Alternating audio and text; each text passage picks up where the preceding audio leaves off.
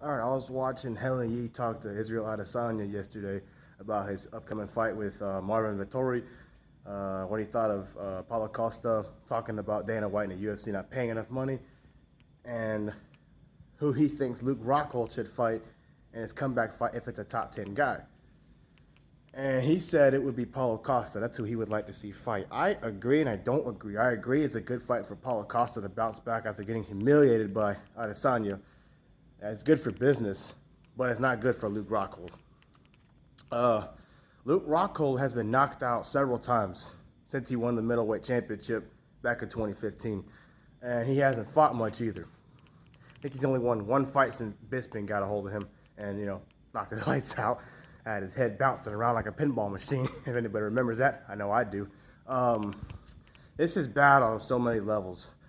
Many reasons. Reason number one, Luke Rockhold hasn't fought in 2 years. And since he hasn't been fighting, he probably hasn't been training like he should.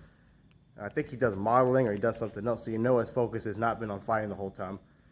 Reason number two, inactivity. Again, he hasn't fought in the training thing. Reason number three, Paulo Costa is in his prime. And I still think Paulo Costa will probably never beat Adesanya, even though he does have what it takes as far as knockout power. He don't have not smarts, but he doesn't have the strategy to beat Adesanya. But he can clearly beat Rockhold. And number three, Rockhold's past his prime. He's fought for a long time. He's accomplished so much. But again, he's probably not the same as he was in Strikeforce in 14, 15 when he was dominating. So if they do fight, this fight won't go past the first round. What I see is them circling each other, maybe feeling each other out for a brief moment. Luke Rockhold's going to go in for a big punch or a big kick, and Costa will move or counter it and hit him with a big hook or a big uppercut and knock him out clean. That's what I see happening. Might go past the first minute of the fight. Might not even give or take. Might be a little bit less.